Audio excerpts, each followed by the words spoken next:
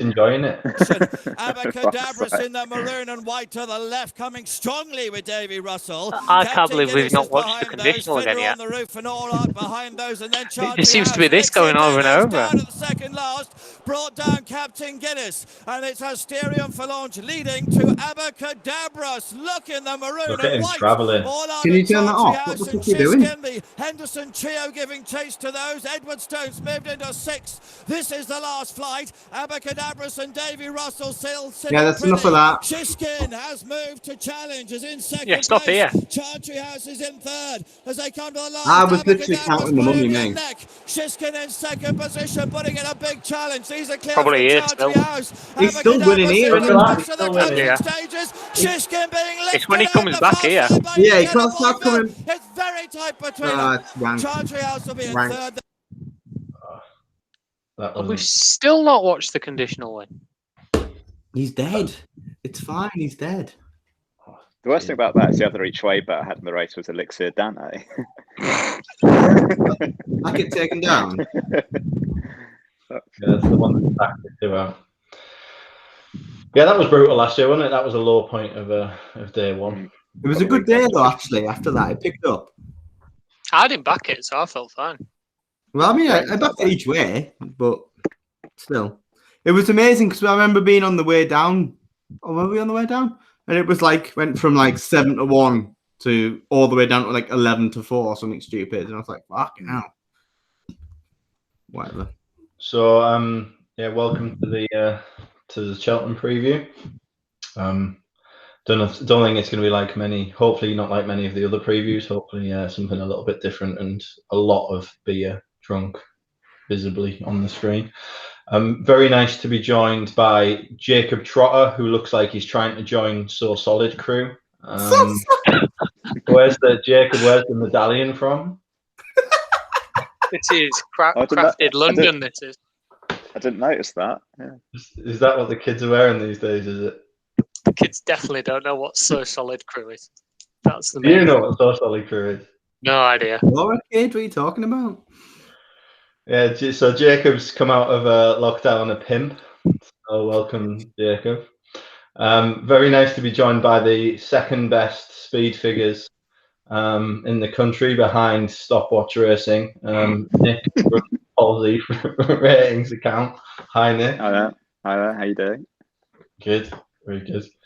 And also nice to see James again. Former racing tipster, now PGA golf tipster.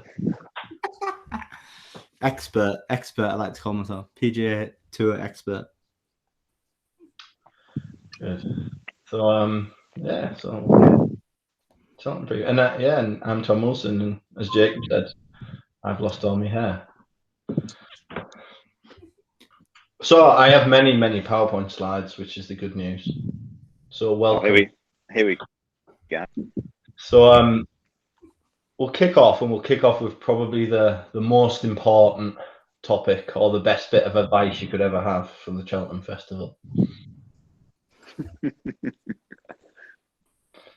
People thought I was crazy last year, but it works, doesn't it? It works even better when you're in the Fox Hunters, when you have a 258. What was the BSP of that? 268 or something?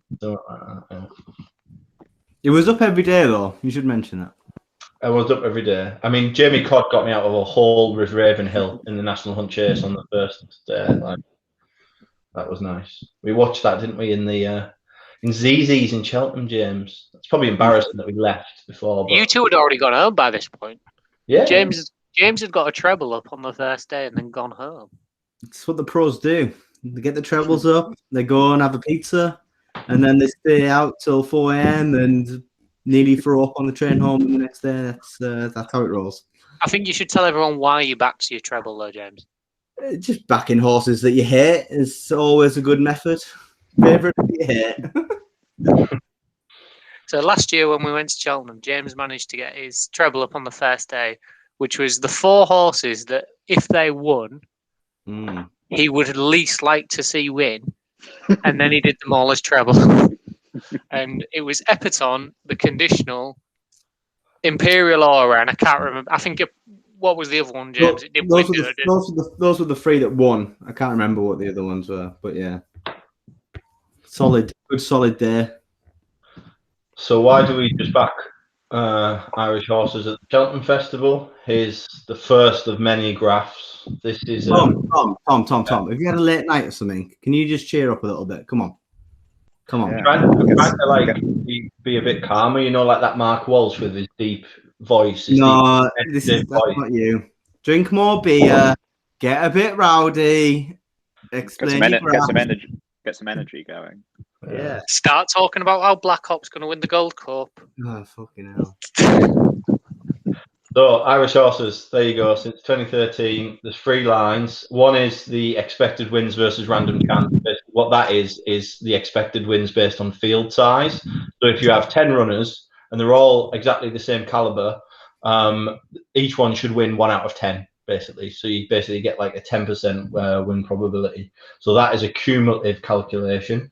Then the middle dotted line is the expected wins based on the market price, which is basically the win probability of the horses based on Betfair SP. And then the top solid line is then the cumulative win curve of the Irish horses. And as you see, Irish horses win far more than expected than from luck or from random chance, and also far more based on market probability. So just back Irish horses at the Cheltenham Festival. There's the figures. Last year, it was absolutely lovely. We were plus 210 or 214 from that in the win and place markets last year. Fingers crossed that's also going to hold this year. James, do you see any opportunities for the English, or are the Irish just going to dominate again? Oh, no, I totally agree with the Irish angle. I think it's going to be even stronger this year, to be honest. I actually think with it being COVID, I actually think you'll whittle down a lot of the Irish runners that are just there for the crack. And also just the English horses just aren't up for much, to be honest. The only race you could probably definitely give them now that Energumen's gone is the Arkle. The rest, you can probably it's going to be contested. That there's no real English bankers apart from that. So I fully expect the Irish angle to hold up this year as well. Nick, why do you think the Irish horses are just better? Say something quite libelous there straight away, couldn't you? What doping? Oh, okay. There's definitely been a shift to Ireland over the last decade, hasn't there? They've got some of the big powerhouse owners and gig and star. How much have they spent over the last 15 years? I mean, before you even think about Cheveley Park and the Morans and people like that who've come on the scene in the last couple of years, and then just Mullins and Elliott seem to have found a way to do things properly. I think in the UK we've only really got 2 trainers even half competent. So it's sort of inevitable. Which two are they that are half competent, by the way? David Pye. Not David Pye, no. Definitely not David Pye. No, I'd be really interested if you can, when markets start coming up in the next few days, I haven't looked actually at some of the specials, if you can get something mad like Ireland have like over 20 winners or something, or 21, 22. There might be some wing prices for that sort of thing. They could just sweep the board, as you say, by bar Shishkin or 1 or 2 others. There is the handicaps that the Irish seem to just corner that as well. It's hard to see where an English horse wins from, to be honest. Yeah, there's so I've got 3 theories why the Irish horses are a better crop and breed than the English horses. First thing is field size. They have bigger field sizes over there, thus the racing is more competitive. thus you're getting a better education, and you're basically running in more competitive fields. So when you come across to, say, then the equivalent bigger field sizes of a festival like the Cheltenham Festival, you're more equipped for that, rather than running around 4 and 5 and 6 runner fields and pissing in at Wincanton. You're actually running in large field races over Gowran and Thurles and Nace and all of that sort of stuff. So field size is one thing.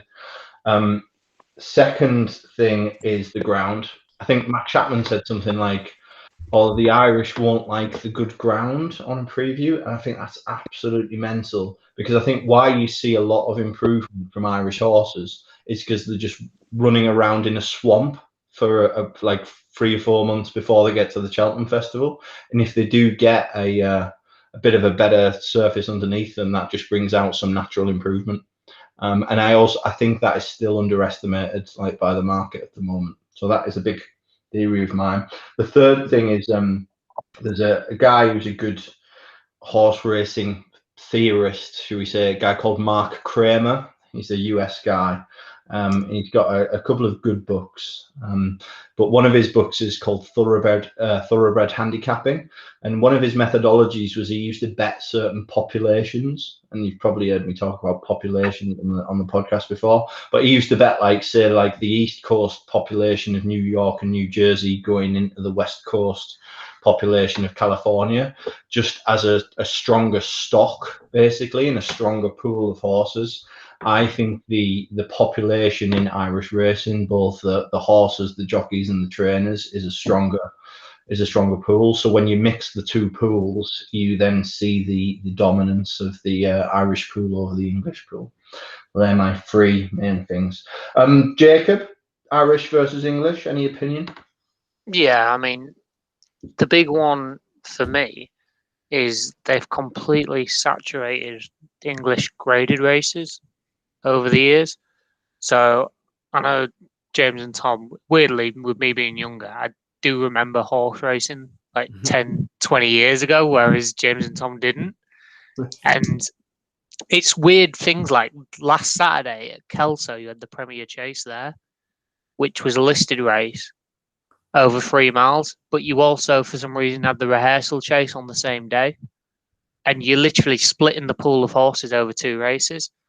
And there's definitely there's some logic to the fact that if the best horses don't meet each other regularly, they don't get better.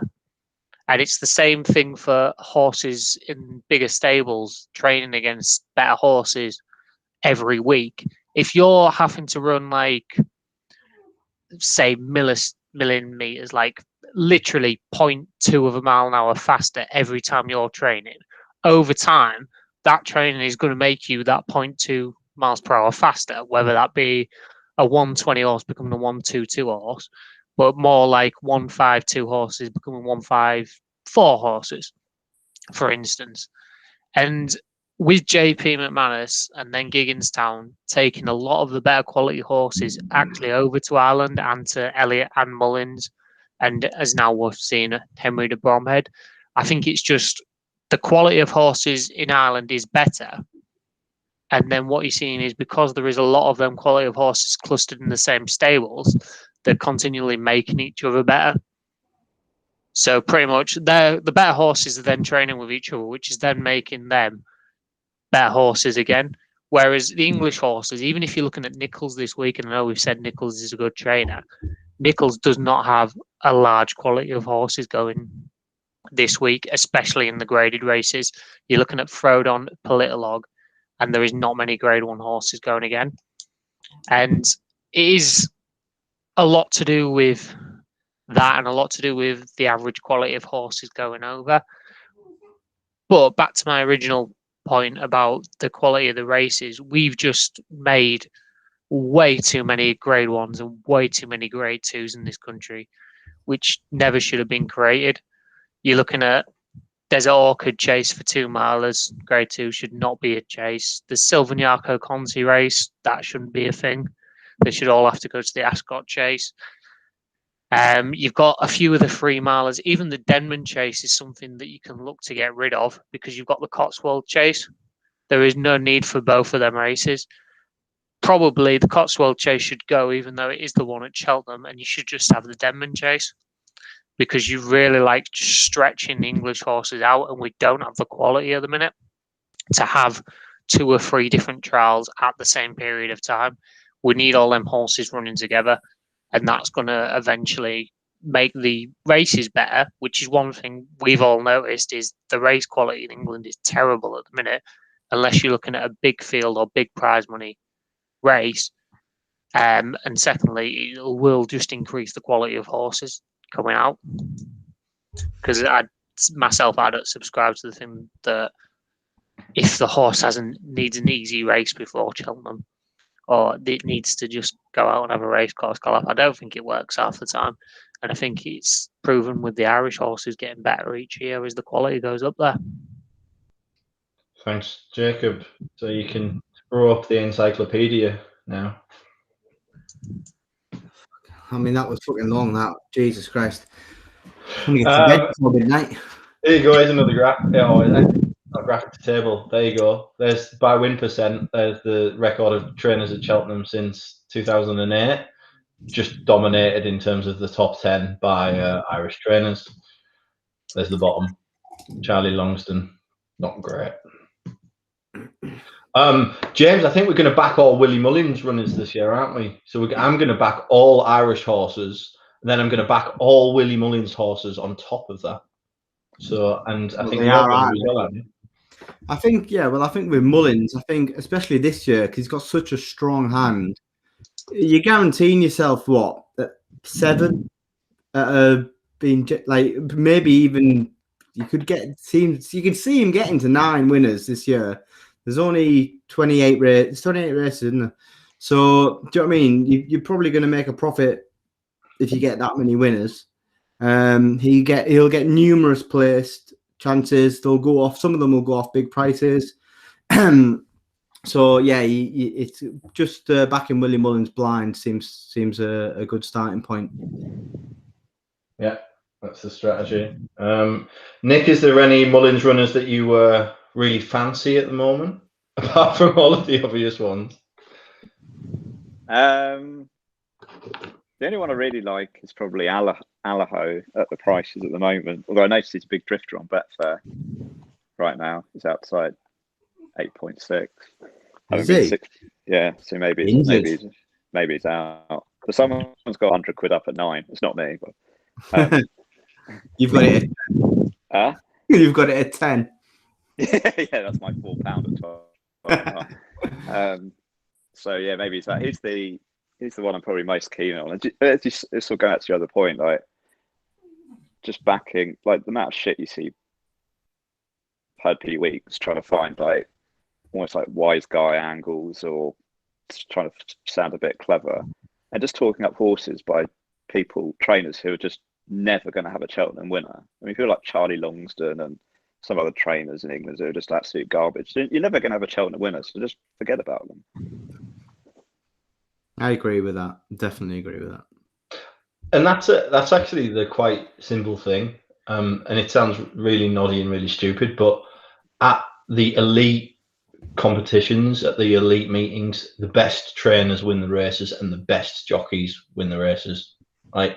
And I think I said it on the Anti-Post podcast last year. Just all Gosden and O'Brien horses in the classics, you'd have made a profit every year for the last 7 years. Like, sometimes it can be not that hard. We were talking about this the other day, weren't we, about the Guineas? And some people have got horses entering the Guineas, and you're just like, what are you even doing entering that? I mean, just a complete waste of everyone's time. That's the thing as well. What you got to remember, like Willie Mullins, Gordon Elliott, their yards, they've got the best horses regardless, and they're just all tuned around this 1 week of the year. So if they've got a handicapper, you know what I mean? They're getting ready for this day. They're not showing their hand. And if you've got a grade 1 horse, they've got the best horses anyway. So they've managed to go, as you say, as Tom pointed out, they're racing so competitive. They can get future grade 1, 150, 160 horses into these handicaps off higher 130s, low 140s. And in this country, either those horses don't really exist or they're already rated high 140s, low 150s. Well, the handicapper literally has to give them a chance, or they have to run 2 or 3 bad races, aka Soaring Glory, before it won the Betfair, to actually get low enough to even have a chance if it went into the county now. Yeah, and that's the thing. Like, but then they win that race and they'll go up £8 to £10, and then they're not well handicapped. So what chance are they going to have at Cheltenham against these Irish horses that are coming over that haven't showed their hand in like top-notch graded novice races that are coming in with £10-15 in hand already? So it's exactly. You look like a horse like Edwardstone, who was 6th in the Supreme last year, and then went to Market Raising and won a 5-runner race by about 10 lengths on the bridle. And you're like, this has literally beaten nothing and got put up like another £7. And you're just not going to find that kind of a race in Ireland. Like, even if it was a 5-runner race, you'd probably find that it was against other horses of a similar ability, whereas they literally found a race where it was a class 3 handicap and none of the horses should have even been entered in the class 3. It was just bizarre. Is a table that might be interesting, and I'm actually still going to back them all, but I also did break down the Mullins runners basically by where they are fancied in the market, basically their market position. So, like, are they first string for the yard, or the second string for the yard? Historically, a lot of the profits come from not the first string of the Mullins yard. It's normally the second string that delivers, actually. But that said, the first string has showed a profit for the last 3 years, so that's why I'm backing them all. But that's the totality, I think, since about 2012 or 2010. I thought that was interesting to look at. There's always been like Arctic Fire and that. There's always been the ones that are like lurking there that Willie's managed to smuggle in that then go and do the business. But I mean, even Arctic Fire going off at was it 20 to 1 he won at? Yeah. I mean, he was second to Faugheen in the champion hurdle when Faugheen was the best hurdler we'd seen for a while. Do you know what I mean? Like, absolutely mental that was going off at 20 to 1 in a county, even though he had been off for a while. What was that? What was that? That was my phone. I'm glad you found. That was Dermot Wells. That was Dermot Wells saying, "Crack on and just tell everyone how good I am." So The King of York's turned up at Cheltenham now. Yeah, exactly. The King of Raging Britain, basically. Whenever Dermot sends something, you know he's not fucking about. Like, if he goes to York, it's on. Goes to Cheltenham, it's on. Just thought this was really interesting. Like, did the Rivals Beaten table? I think it's Rivals Beaten squared, actually. But and you look at Dermot Weld, he's 2 from 26, and you look at the win percent, and it doesn't look that great. It's only 7.7%. But then when you do it by Rivals Beaten, he's actually top of the chart for all trainers that have had over 20 runners. And that's why Rivals Beaten is better than, say, win percent, because win percent is too binary. It's you can only have one winner in a race. But it's also interesting to see, like, were their horses 4th or were they 8th? So it tells comparative performance through the layers, and that's why it's a nice metric. But Dermot Wells, when he sends them, they're normally very competitive. I mean, and he does show a kind of a blind profit against the Betfair SP as well. And he's got Coltor in the Boodles, who has been well fancied, a bit of a talking horse, and been well backed in the last couple of weeks. Jacob, do you fancy? Tom, just to butt in there. Go up. Can you get that screen back up? Yeah. I mean, we've just got to talk about Gordon Elliott. he's only 0.2 less on the Rivals Beaten metric, but look at the rest. Yeah. Who's Gordon Elliott? I don't know a Gordon Elliott. No runners this year. No runners this year. Can't back him. What's the need? All I know is a sneezy. He's in the background, though. He's in the background. Don't worry about him. No, he's not, James. He's not. He's in the background. Definitely not. He's on the phone. He doesn't live at the stables or anything. He's on the phone, He's got no input whatsoever at the moment. Definitely not. He's on the phone. But I mean, it is mental. I mean, look at it. Look at that. 180. I mean, look at Willie as well. 79. I mean, that's why we just back Gordon and Willie, basically. I think the most important thing from this whole podcast that we're doing is as well, when it comes to Cheltenham, and you proved this last year, Tom, with what you did, do not be afraid to back multiple runners. If your goal is to make profit throughout the 4 days, you want to be backing multiple horses in the races. Never mind trying to go for the home run in the race. And favourites are going to win, but if you want to make profit over the 4 days, backing more than one horse in each race is definitely the thing to do. Yeah, well, what James mainly means there is more than one well-handicapped horse in every race. And if you get any trouble in running, yeah, most of them are Irish. But you will seldom find horses that are miles clear, as in Ascent War last year, who was literally 2 stone well in compared to everything else. There's probably another point to make, that for a lot of garbage trainers, they're going to be delighted if they can get something that finishes 3rd, 4th, 5th at Cheltenham, whereas your Elliott, Mullins, they only really care about winners. Yeah.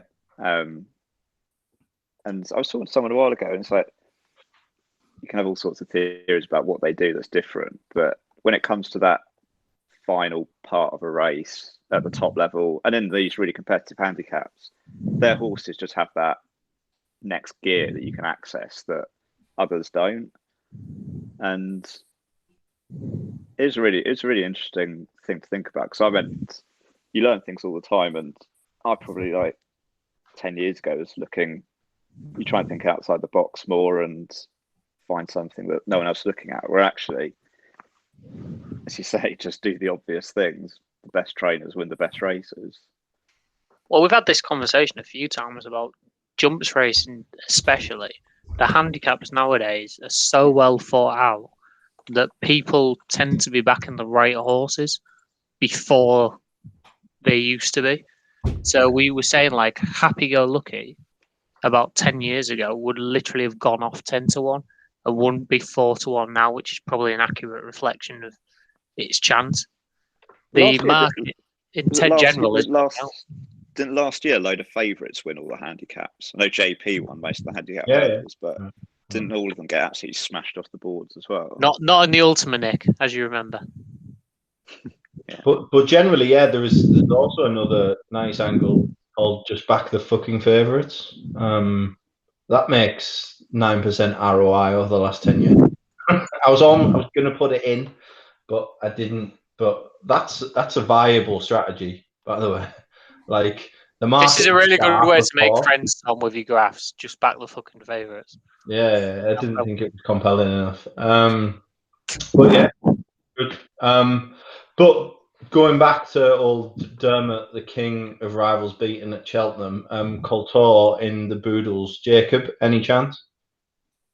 Yeah, it's got a chance. I mean, they've completely destroyed the price already. Last time I looked on Betfair, it was about 9.5 after being 16s, 15s. I think John Joe Neil Jr. is on board. There was the race, it was 4th in, if I think I remember correctly. It literally got beaten about 16 lengths, and it looked like a complete, we are not going to try in this race, and then we'll try in a different race kind of run.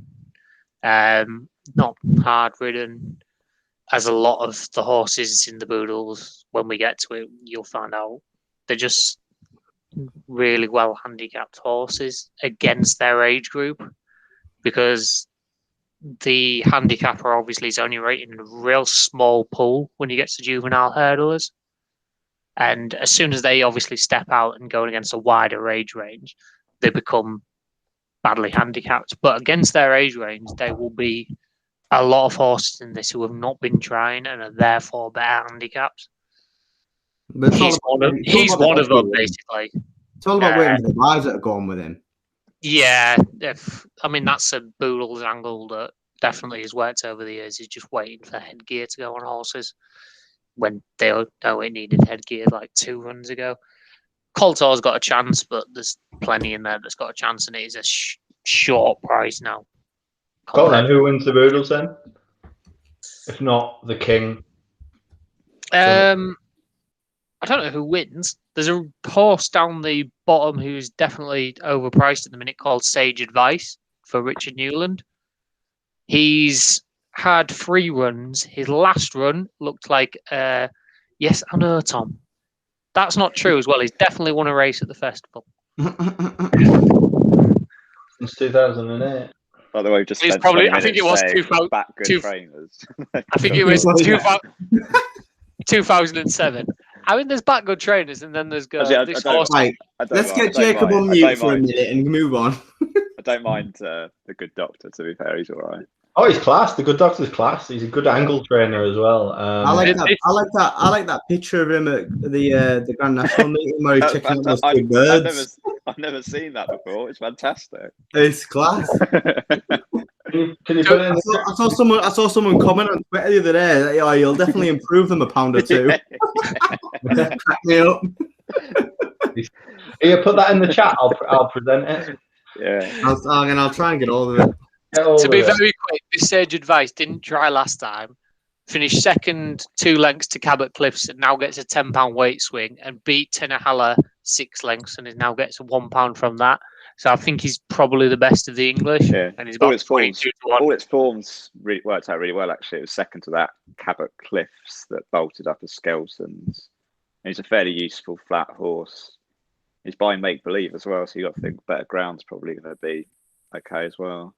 I mean, there's every chance that it turns out that the 6 Irish ones better handicaps at it. Yeah, but exactly. There is no way that it should be 22 to 1.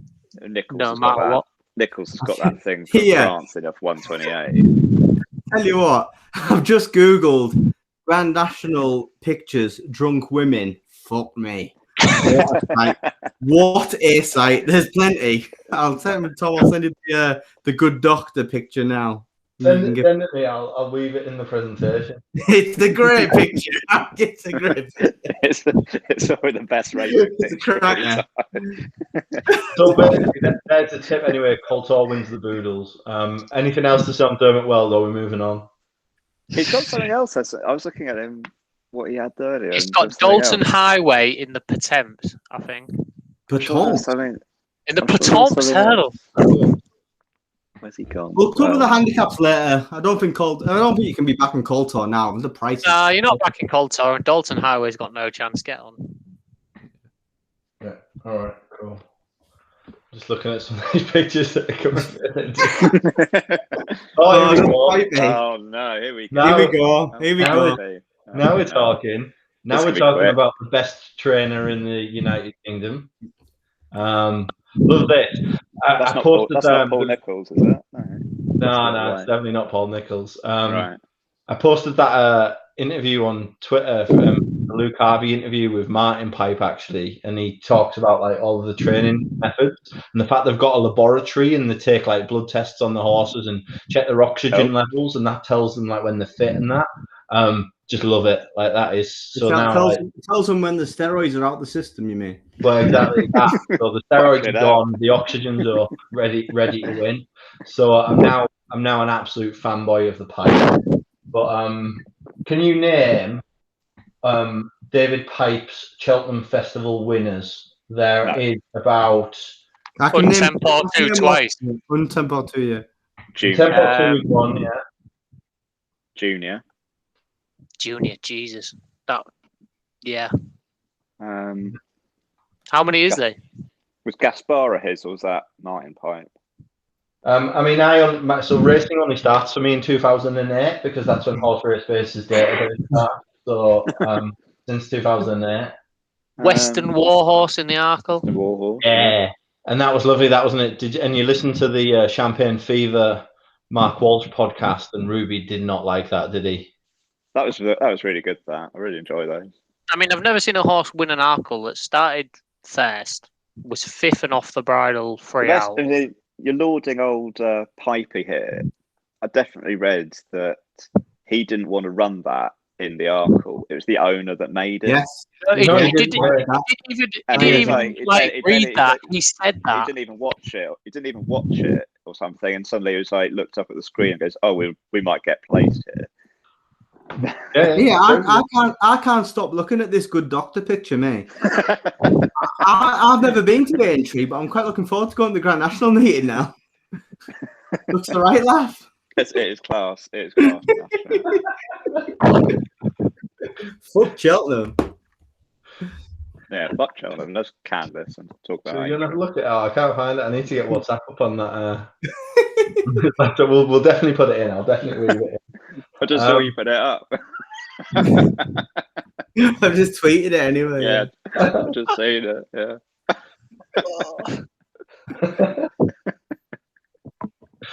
Well, anyway, Pipe. I'll tell you the other side. Pipey, right? Pipey lethal in Tempo 2. 2 winners. The package.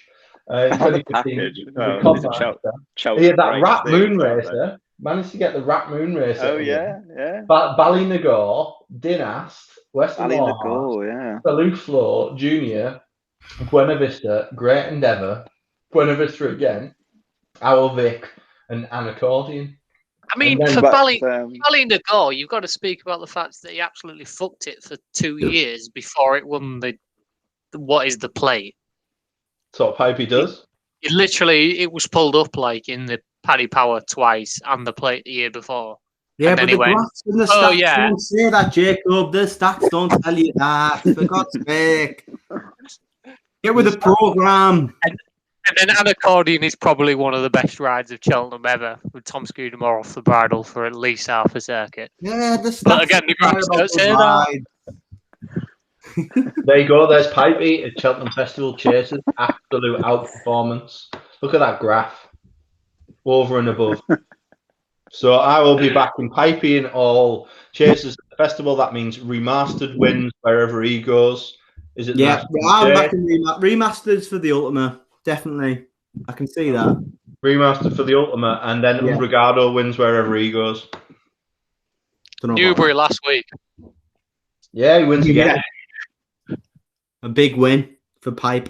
So there's 2 tips for you. 2 David Pipe horses that will win that are currently double digit remasters. Let's not say will win. Let's say have a good chance. No, will win. No, it's not have a good chance, is it? It's have a chance.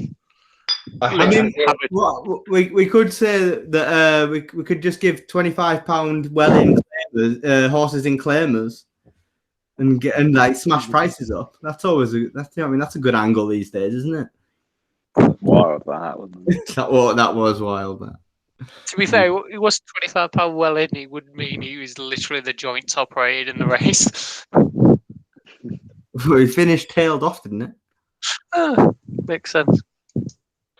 Here's another angle for you. Oh, for fuck's sake. You like that one, Nick? I'm glad we spent the first half talking about Irish trainers and then have put up 2 British. It started well. Now it's, I mean, to be fair, I think we peaked with the good doctor, to be fair. It's going to be the Hyacinth bouquet of this podcast.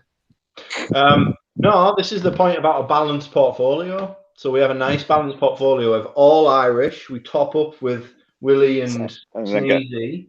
And then we have a couple of English trainers in there as well, just to mitigate us. So John Joe's got a good record in the non-handicaps. So I'm backing all of his in the non-handicaps. Tom, tell me the John Joe O'Neill non-handicap runners this year.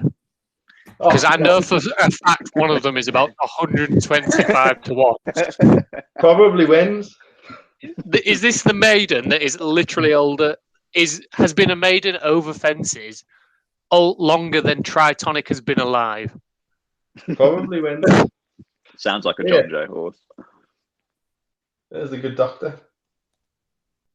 There you go. Right, I'm going to rattle through now. I'm boring myself. Jockeys, I'm going to back all Jack Kennedy rides. Very small sample size, but basically the Jiggingstown first string jockey performs above expectation. It's quite true. I don't know. He's booked from Nellarindo.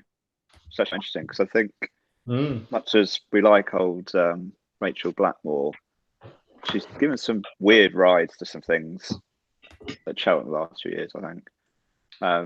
So I don't mind Jack Kennedy taking over on that, actually. I can see it. I like Rachel a lot. Yeah, pretty fit. Yeah, she's great. She's great and all, but she just Yeah. saying some weird lines. Pretty fit, yeah. No, Does not good bad. on the stats Not as bad. well. After two big Morettis, a Cobra, and all this shit, she's pretty decent, to be fair. Just getting another beer. I'm going to back all Nico de Boinville rides as well, all the Stonehands rides. Jesus, must get a beer when you are talking about Nico de Boinville, right? Great Boinville. outperformance at the Cheltenham Festival. I used to have a theory that, and actually he does generally well against the market overall. And I used to think it was because, like, basically people in the UK don't like him that much because he's got a French wanky name. So, like, but not French. Punters that are reading The Sun on a Saturday aren't necessarily going to feel that affinity with Nico de Boinville. Like the Nick Wimpennies. And also, he comes across as a bit of a posh Tory cunt as well, doesn't he? I that's think, probably another issue. I think Nico de Boinville, his name is. I think his dad or uncle used to be one of my clients, one of my first clients actually. Because there was a guy called Nick de Boinville. It was like NIC. I looked up the other day trying to find out if it was a relation. I'm pretty sure it is. Was he a Tory cunt? Yeah, he was a bit. He used to do massive, crazy size, like ridiculous. And what was that in banking? That was my first job was spread betting. He used to do like £5,000 a point of footsie and Dow and things, like mental. Did he make the money though? Oh yeah, he used to make like hundreds of thousands a day. Jesus. So Nick de Boinville decided to call his son Nico de Boinville. It's either that or like. How are we still on this slide for fuck's sake? I tell you what, Jacob's just missed what Nick just said there, but I tell you what, you ain't getting that on any other podcast. What? Bit of trivia. Say it again. Bit of trivia. Say it again. Jacob, we missed it. What about de Boinville's dad or uncle? I'm sure it is. It's too much of a coincidence, and like their middle names are all like really similar. It's like Vivian and things. But yeah, they used to be one of my first clients in my first job. Jesus, making hundreds of thousands on spread betting. Nico de Boinville's dad. So there you go. Then this is kind of brings my part to its culmination. There's the money, basically. There you go. All Irish horses, all Willie horses, all Sneezy Foster. There you go.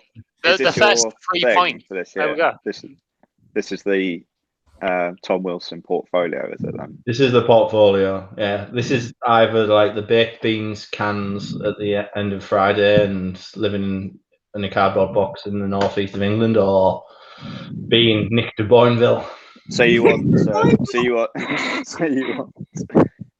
want like 20 Irish winners, most of them try Mullins or Elliott, with the odd John Joe and Pipey remastered winning the Ultimate and John Joe winning the National and Chase with that 400 to 1 horse.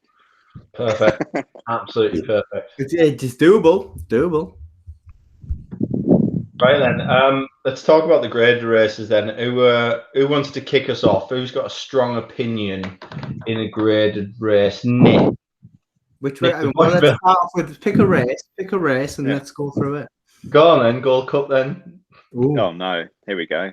James. Let's have James's Gold Cup. Well, I think there's a horse in here that's been totally underestimated. And that's Frodon. Right, Frodon, everyone seems to love to hate. It's probably the Bryony thing. But he comes here, winning the King George. He loves Cheltenham. The drying ground is a big plus for him. I can see him getting out in front, using his pace. A lot of these just plodders. He's got more pace than them. If he gets into a nice rhythm in front with Bryony, pinging each fence, I see him being hard to peg back, and I think he'd definitely place. I'm not sure if he'll win. I do like another horse. I do like a Plutard as well. Just realised Black Op is entered again. I hadn't realised that. Oh, that was a joke as well. Yeah, you have to be a fucking screaming nonce to fancy Black Op, because some fucking weasel fancied him in the preview that me, Jacob and Tom were on last year. He actually bet me 50 quid, I think, for I picked Santini and he had Black Op. And I said Santini would place, and he bet me £50. Obviously, never saw that. But yeah, I think Fraudon's definitely underestimated. He's definitely got a chance. I don't think this is a great Gold Cup. I agree with you on that. I don't think it's there's no superstars. I mean, Albion won it twice, obviously, but I mean, Jesus Christ, he only beat Santini. And the best horse isn't running either. I mean, that's not. But no, I don't know. I think Fraudon from an each way perspective is fine. I do like Aplutard as well. I think he's getting Sergeant John vibes from Aplutard. But yeah, I would give them both a squeak. I don't have a strong opinion on the race, though. I've never really. I'll nip in before Nick, because Nick will talk about the horse that me and Nick both wanted to definitely run here. But Aplutard's the one at the minute. Like, there's not many horses that are going to stay a Gold Cup trip that are going to be Grade 1 class at 2 miles. And as James said, Sergeant John was one, War of Attrition's another. And the thing they both had in common is they both won terrible Gold Cups, basically. And this is not the best Gold Cup. You'll have people that really like Champ, but Champ won an RSA. There were Manila Indo's been beaten in open class. Araho's been beaten a few times in open class. They're both good horses, but they're not exceptional. Alboon Photo has then won 2 Gold Cups from Santini, who's been beaten many times in open class, and the year before Annabelle Fly, who's never been good enough to win a Gold Cup, and Bristol Demai, who, for all is great, doesn't perform his best at Cheltenham. So Aplutard does end up being the one horse who's a decent price, is definitely Grade 1 class at 2 miles, 2.5, and as it turns out, 3 miles, and probably, to the best of our knowledge at the minute, he stays the trip. So he's the one you kind of fall down on this. So I'll give it over to Nick to talk about the horse that should have won. Yeah, I mean, as everyone said, I think this is a really open race, and I just wish they'd rolled the dice and were running St. Calvados. There's perfectly valid questions about will he stay, but as far as I'm concerned, I don't think we can rule out that he doesn't. So he ran really well in that King George, and he was out with, I think it was septicemia or something, wasn't it? He was in hospital, or the vet hospital, whatever you want to call it. He was in Equine Hospital till November something or other. To the point that they were almost like thinking, is he going to run this season? And then suddenly a month later, he's running them in the King George, ran all over them. And he actually ran, for me, a bit like a stayer in that race, because they went so slowly that the sort of 2.5 mile horses came to the fore. He had waiting patiently, sprinting home, and Fraudon nicking it from the front. And then he goes and runs in the Cotswold Chase out the back and unseats halfway around. And suddenly they're just like, yeah, you know what, we're not going to go for a Gold Cup. It goes back to the bit of a point we were making earlier about there being too much racing. If I had my way, I'd get rid of the Ryanair altogether. If you want to go further than 2 miles, you run in this or you run at Aintree. Guess what? Life's tough. You don't have to win a race at Cheltenham. Deal with it. This whole thing about creating races for horses does my head in. And so it's a really open race. I think how often are the Brooks going to get a Gold Cup horse? I mean, they surely spend a lot of money, but these sort of horses don't come around. How many times did you message them telling them to run it in this race? A few.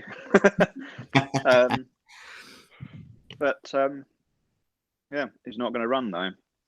Yeah, so thanks for wasting 2 minutes of that time. So who's going to win the Gold Cup? And he's probably got the highest ever Polsey rating, hasn't he, for that? King win at Warwick. Bring back Polsey's ratings. Bring back Polsey's ratings. Do a Cheltenham review for you. Yeah, I mean, he did do some mad figures when he was like a 2-mile chaser in his novice days. He did. And then he just looked crying out for a trip every single time they went up in trip. He looked like he wanted further and further. Well, the Ryanair last year screamed, "I need further than 2.5 miles." Yeah. Like, he literally was going the same pace the entire way around off the bridle, and then came there at the same pace, and Min literally held on from him.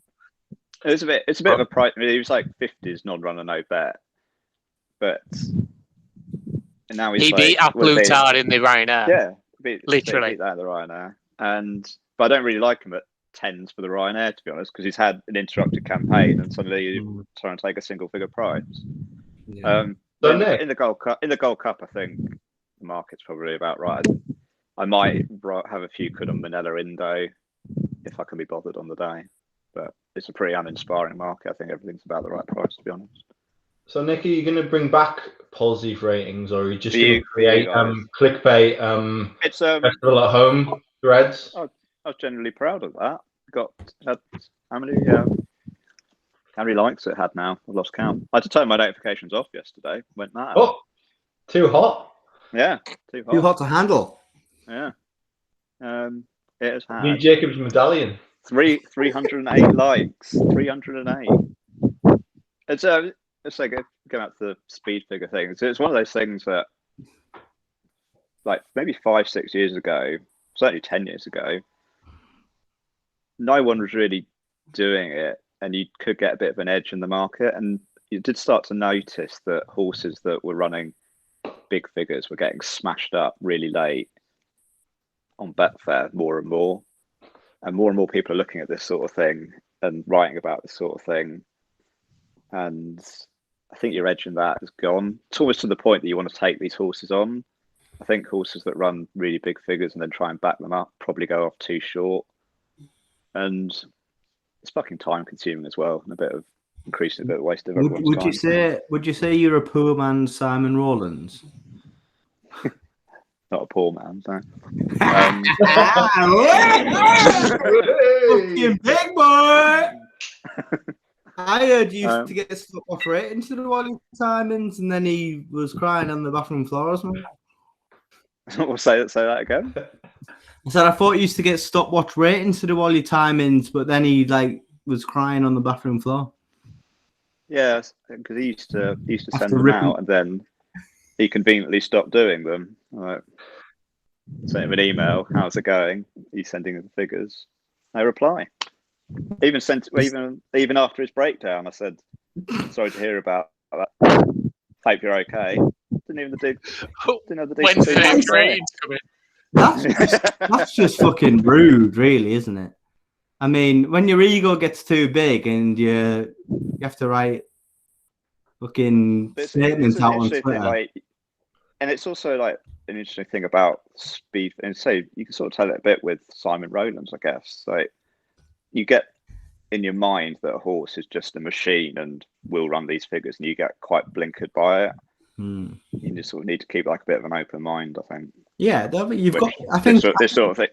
What you've got to be a case in point. Like, I probably thought he's a machine for the last 4 years, and refused to sort of deviate from it. What you've got to do is you've got to just add it as another string to your board, don't you? It's another element. It's another element to use, but you can't be solely focused on that element or another element. The other thing, so you're finding more and more, and we've talked about it already, with how much jump racing there is. That makes it really time consuming, and B, you get a lot of small fields with a lot of falsely run races, and trying to make adjustments for that, where like one race they've crawled to like 2 out and then sprinted home.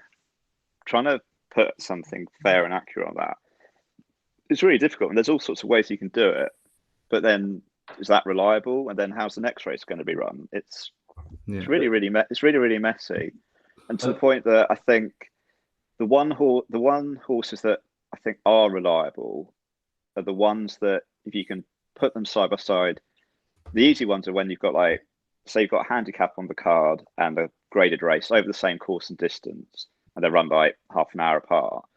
If the graded race or vice versa they run faster than the other one, and they do it throughout the race. So they get to 2 or 3 out quicker and come home quicker from there. That is when you can say that is a bit of a machine or interesting, depending on how quick they are, obviously. Yeah. We'll come on to, there is one horse running who's done that this year. We'll come on to that later. Ooh, nice. Ooh. It's a good point, though. I love that kind of theory shit, because I think Timeform says that only 20% or 30% of races, it's trip dependent, are truly run, basically. Yeah. Only 20%, let's say 25% of races, 30% of races are truly run. So making adjustments for all speed figs and pace figs and all of that sort of stuff is a minefield. You can do it. People do it well, and people make an edge, but people don't just adjust for that, and then that's ruined. Basically. And I had a way of doing it that's a bit sort of finger in the air and a bit works around the houses a bit. I'm sure there's probably a really accurate program you could build to do it. Yeah, so increasingly, and also standard jump racing is just pretty shit these days. Focus on the flat. It's much better. Unless you're in Ireland. Right, good. That was a nice detour in a theory around speed figures. I enjoyed that. Where were we? We were at Cheltenham Gold Cup. Is there anything else that anyone really likes in graded races? Jacob, is there anything that you think is definitely going to win, that you've punted quite heavily, or you're going to punt quite heavily? Well, I had a bet on Fury Road in the World Hurdle, but it was about 43 to 1 at the time. And it is now about 15. And oh, nice. After timing. No, after timing, yeah. Trumpet. And there's the Stays Hurdle at the time, when if you backed anything when Paisley Park and Time Hill are in that wasn't one of them two, or even Paisley Park, you are now in a good position, because about 30% of the win probability has gone in Time Hill. So anything you backed other than that, you've got a chance with. Apart from that, Champion Chase is a bit of a non-event if you like Chac and Passoir. Champion Hurdle for me is completely open. I've got no real strong opinion towards any of them. Last one. No, there is one. There is one. Go on, James. Yeah. I've said it for ages. Goshen is an absolute mudlark, and I'd be taking him on 100% in this race. The ground is drying. It's going to be really nice ground come Tuesday. It's going to be good to soft all over. Maybe even getting towards the better side of good to soft. I mean, the mares, fair enough. Yeah, the mares look pretty solid. Obviously, Honeysuckle's unbeaten. I would worry about her on the better ground, and of the two mares, I would probably sway towards Epatante. She's been there, she's done that. I think the better ground suits her. I think the likely strong pace suits her. But I think at the prices, I think Sharjah each way with likely good ground, a strong pace. I think it sets up perfectly for him. It's going to be Willie Mullins, Paul Townend. What? Yeah, what's not to like? Exactly. What's not to like? He was only a few. I think he was like, what was he, 2 or 3 lengths off Epatante last year. He should be half the price he is, definitely. Yeah, given far too patient a ride last year, didn't really have a chance up the hill. Wouldn't have enjoyed the ground. It was heavy on the first day last year. Not his scene. This year he won. What race did he win in Ireland? Did that start the first? The one who wins every year. Is it the Ryanair Hurdle? Is that? Yeah, that's what it was called. He wins it every year, and then he tends to bomb out in the Irish Champion, which he did again this year, and then he tends to run well at Cheltenham again. But this year the ground's going to be better for him. He's I think every time he's gone to Cheltenham, he's run on heavy ground. This year it's going to be good ground. I think it's not going to be a massive field, maybe 10 to 12 runners. I think I made it 11. I think if Paul Townend's on, I think he can just sit and stalk the front runners and then pounce up the hill. And I think he's 16's best price, probably 14's like everywhere, like sort of general. I think that's a great each way player, to be honest. Yeah, we've been punting him for this for basically 3 years. I back him for every decent race for 3 years. He's a figures horse. The Galway hurdle that he won was like a proper speed figure, basically. Charger's a weapon on decent grounds. I really like him. There's an argument to make, and I can't quantify it. I probably should try. But the Townend from the Patrick Mullins jockey switch might even be a jockey upgrade. It might even help him a little bit. Yeah, I'd say that's probably a fair point. I think I agree with everything James just said, really. I couldn't be against Goshen more if I tried. I mean, I think everyone who I've got zero respect for in racing loves Goshen, and people like Blogger, Final Furlong podcast, most of the Racing Post staff.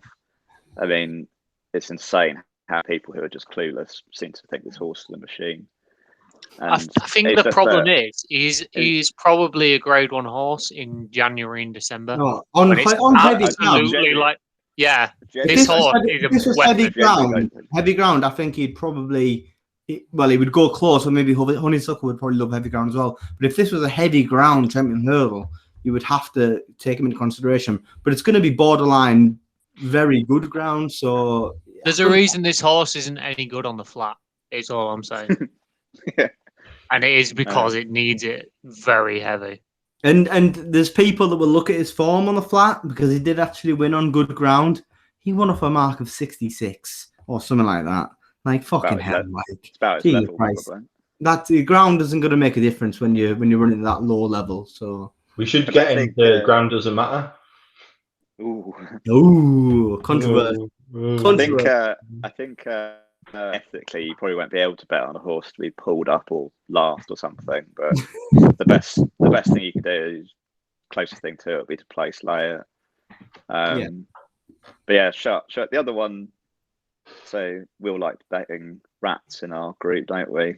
Abracadabras is the other one who will love better ground, fast pace, but you can just see him dogging it at the end, can't you? Yeah. No, they said they're going to put headgear on it. I haven't heard anything.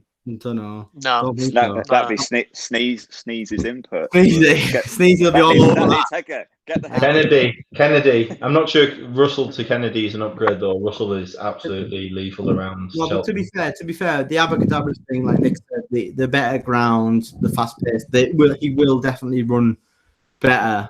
But and this couldn't. I think the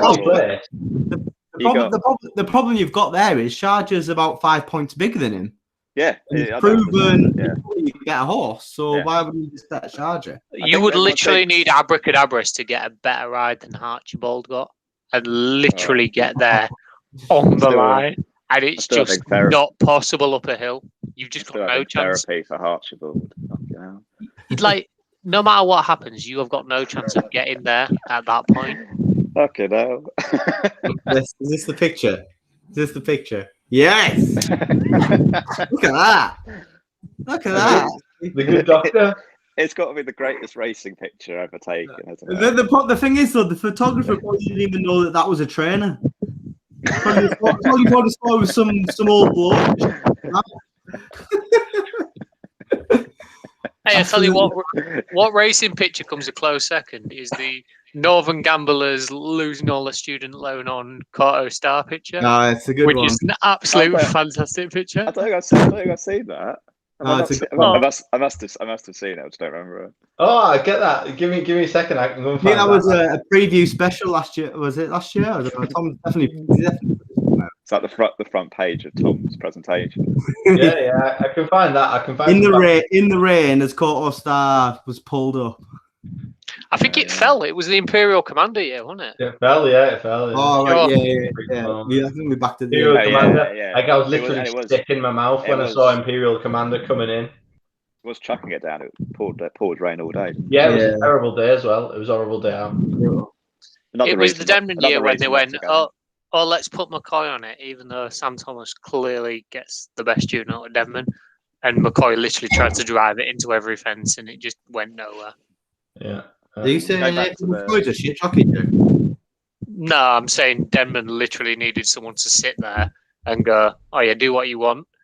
And he tried to drive it into every fence and literally lost like 4 links at a fence. McCoy got beaten on Denman and Corto Star, didn't he? He rode it. Didn't he get beaten in the Aon? Didn't he get beaten in the King George on it? When it was they ran it like 2 weeks later or something, didn't they? They got beat by a long run in the King George, and I think he got beat in the Aon on Denman at 1-7 by like Tricky Trickster or something. And I remember before really the Imperial Commander. I remember really liking Sir Deschamps, and then I think was it Russell got injured the day before, and then I was like, oh, who are they going to get? And they said, oh, we got McCoy. Great at punching home a winner at Sedgefield for JP when he's got everything down on it, but right. I think we're wondering now. So Sharjah wins the Champion Hurdle. Anything else in a graded race? Any big shouts in a graded race? Jacob. Nick. Well, Nick's going to talk about Allaho, so Nick. Go. I mean, I said earlier, so you find some horses do sort of flash. I was never really a huge fan of Allaho until the last run, and it was one of those. Even watching it, I thought initially wasn't that impressed, but then more he thought about it, and he just set a crazy gallop in that race, and they were strung out from quite early on. I think the mare was way, and he started to look like a bit of a sitting duck coming up the home straight, and you thought it was just going to be run down and overtaken, but Townend just sort of half woke him up, and he just went away again at the end. And it seemed to me there was actually tons left under the bonnet, and so he has drifted on Betfair today, so maybe he's out. But if he does run, he's going to be a Mullins horse that I think everyone goes on about how the Ryanair's a really hot race this year. I think it's absolutely garbage. It's just a load of really mediocre horses meeting each other who should be running in the Champion Chase or the Gold Cup. And I think he's just head and shoulders above everything else in it. And people talk about Min, but he's going to be 10 years old, and that was terrible last time. You had St. Calvados unseat, Imperial Aura fell, Mellon never wins. I mean, people think Mr. Fisher's got a chance. I mean, that's just insane. I genuinely think he's a proper Grade 1 horse, and he should be clear fathom for me. He's probably the strongest opinion I've got outside of the Champion Hurdle. Sort of quite an easy one, and it's going to be a mad pace, back the hold up horse each way. But in terms of like something that's a big fair price and really clear of everything else, I think Allaho's the main one for me. Well, we're punting that anyway because it's an Irish horse and it's a Mullins horse, so all good. What is this? I just looked at it. Pipe backdrop. What about the horse? Yeah, we're saying we'll be punting it. We'll be punting anyway. We could do. The only thing better would be if Jack Kennedy was riding it, wouldn't it? Tom, you are literally like 30 years too late to this pipe thing. Like, if he was back in Martin Pipe, at least people would understand. And that's the cool thing about Martin Pipe. You know, he was actually a bookmaker. He wasn't actually from horse racing stock. He was a bookie. He was a bookie's runner, and he used to have a shop in his father's house. And then he took different training techniques from athletics and from other sports to then do horse conditioning. I mean, without going on a tangent, he was the person that made interval training a thing with horses. Yeah, that was. It wasn't a thing, but that's basically how Martin Pipe made shit horses not shit. Yeah. Just the last thing I'll say about Allaho is, thanks. There's two things we know about him now, which is he probably doesn't get 3 miles. I think that's fair off the RSA and his run at Christmas. And everything I've read Mullins talk about him is he's absolutely massive, apparently. So you got to think he probably takes some getting fit. And he's only had 2 runs where he's run 2.5 miles off the back of a recent run. And one of them was last time where he beat Ellie May and put up a huge figure. And the time before that, he beat Milan Native last year over 2.5 miles. I think he beat it 25 lengths or something. And that one only won the Kim Muir, but it still won a Cheltenham Festival race, and he beat it out of sight. But I just think it could just be a 2.5 mile monster, and I think everyone's a bit underrating him. Thanks. So Allaho wins all. Swinging Eddie doesn't agree in the corner. He's going to get beat by Min. Min. Oh, I can't breathe under there. The other one, I think, I think Jacob mentioned earlier, Fury Road and the Stayers Hurdle. I really like him as well. The main thing with him is he hates flat tracks, especially Leopardstown. But obviously ran really well in that RSA last year and just getting chinned by Monkfish at the end of the race. I think he's a really fair price to bounce back at Cheltenham. I mean, he's still 13, 15 on Betfair. The problem is he was such a big price to begin with that it feels wrong now saying, oh yeah, this is still a big price, but it's probably like a 9s, 8 shot. Yeah, that is about 14s. I'd have him the best of the Irish, definitely. Yeah. Decided Verde's 5-1. If you like Fury Road, you have to like Beacon Edge a little bit as well. Yeah, exactly. And I like him. He's double the price. You get 20s. He beat him. They just seem to refuse. They just seem to refuse to commit at the moment to running them. Occasionally about the non-runner no bet, I guess. But, there's still you can back him non-runner no bet. He's 20-1. He's beat Fury Road last time. I know he was conceding £2. I think that was his first try at two. Was it just over 2.5 miles? He's really interesting going up to 3. Yeah, he was staying on. He basically outstayed Fury Road. He's very lightly raced. He's very progressive. I think if you look at his bumper form, I think better ground will suit him.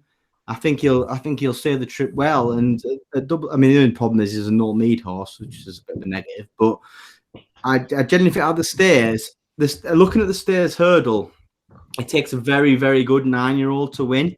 Obviously, Paisley Park's a 9-year-old now. You're looking at sort of big bucks, Ingles Drever levels. So that's a question mark. He's short enough now with Time Hill coming out. Nearly said Time White there. Wait a minute. No.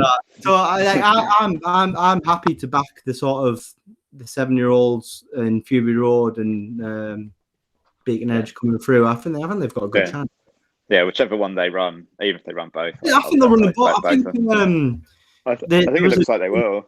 There was a Gig in Town's house stud stable tour on the ATR website the other day, and it said Beacon Edge is going to run. So you would seem to suggest that both are going to run, didn't they? Yeah. So is that the grade race finished? Like Allaho and Fury Road, and that's it. And right, you've got like a minute to make a big shout on something else if you want to. My Beacon Edge, Min. I think Min's got. You can't discount Min. What about the champion chase? Has anyone got any angle? Just do one each in each. So James, go through them all. No, I think Shackland's very solid in the champion chase. Not really too fussed about him not having run at Cheltenham. He's sort of proven himself this year.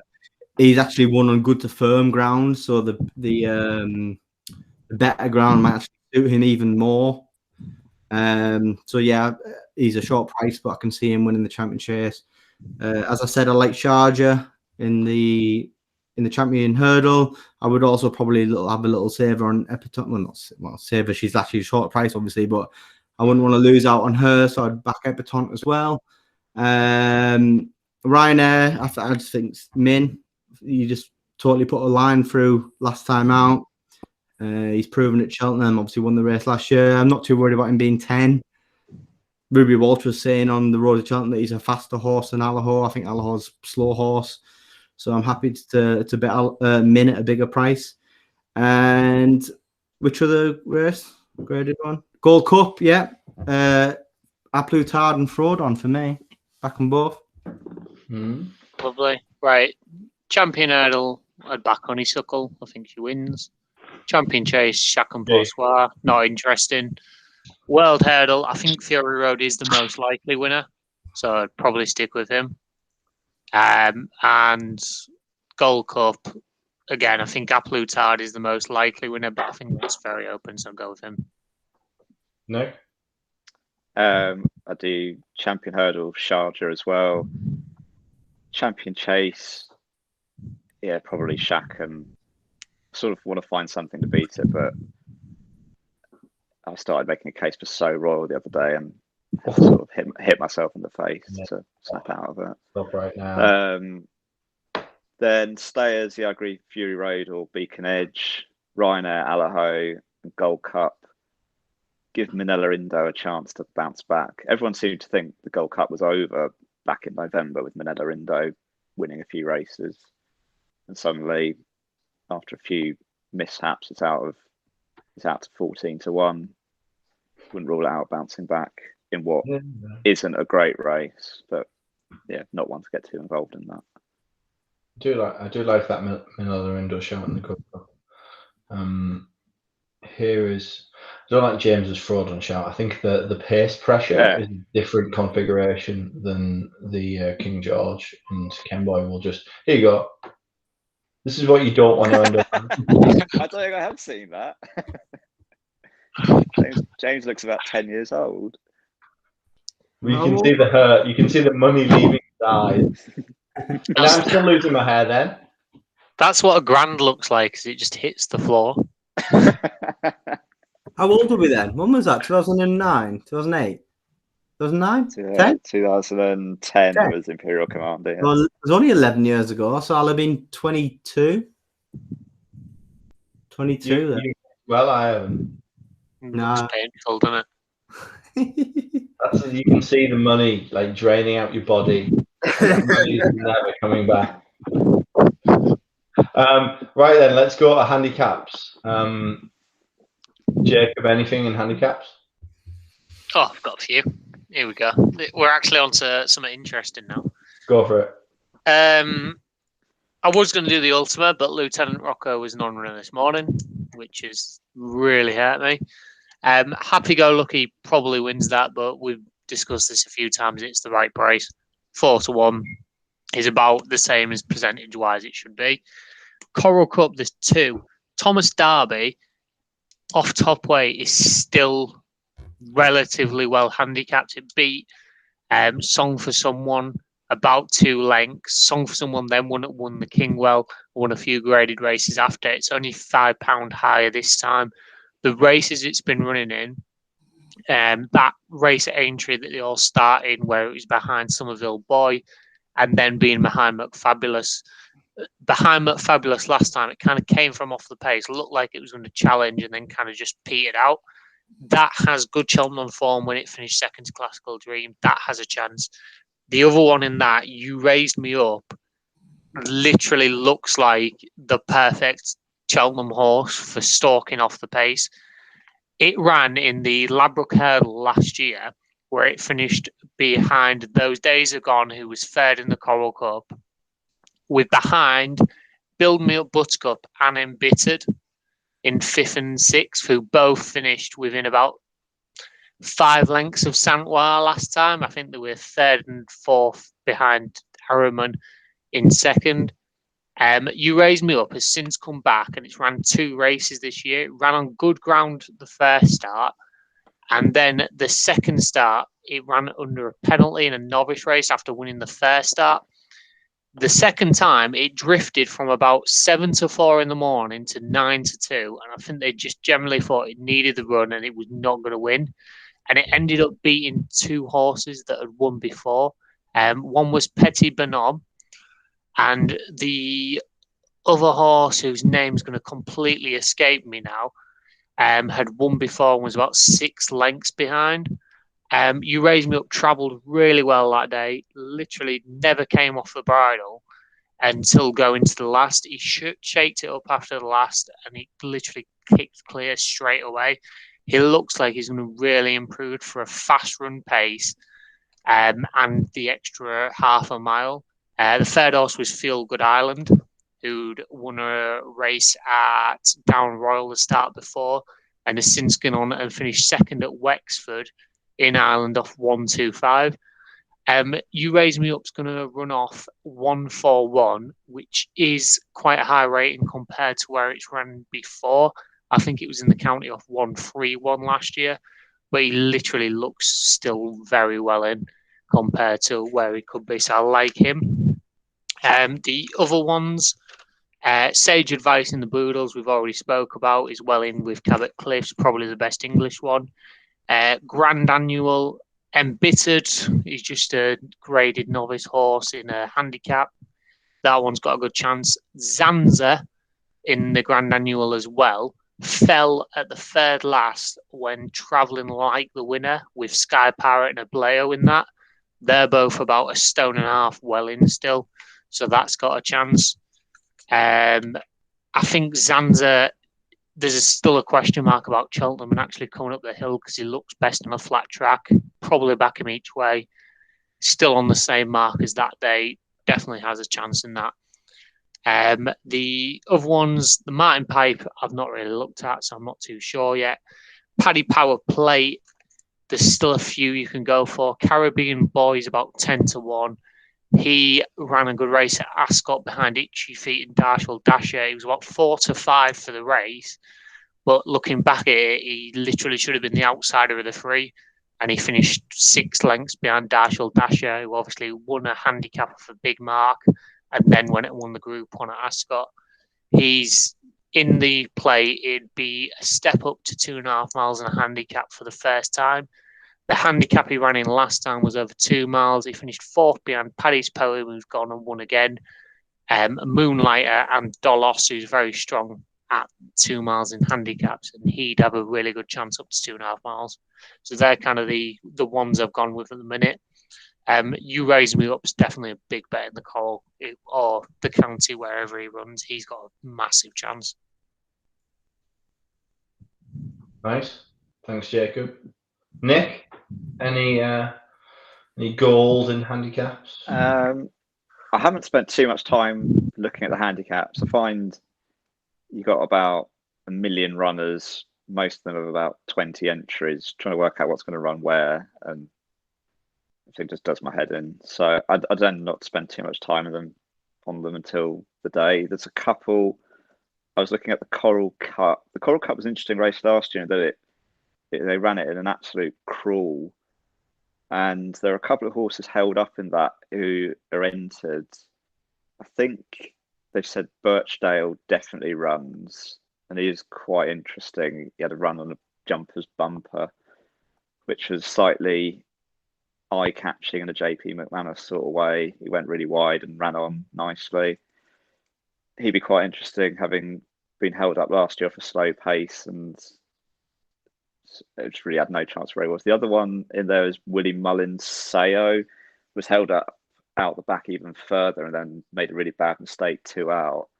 If they run that, that'd be on my radar. The only bet I've actually had in a handicap in the county, where I've backed Time White. Nichols actually has a decent record. He won it with Lac Fontana, and I think it was American Trilogy that few years, maybe about 10 years ago, 12 years ago. Yeah, I remember that.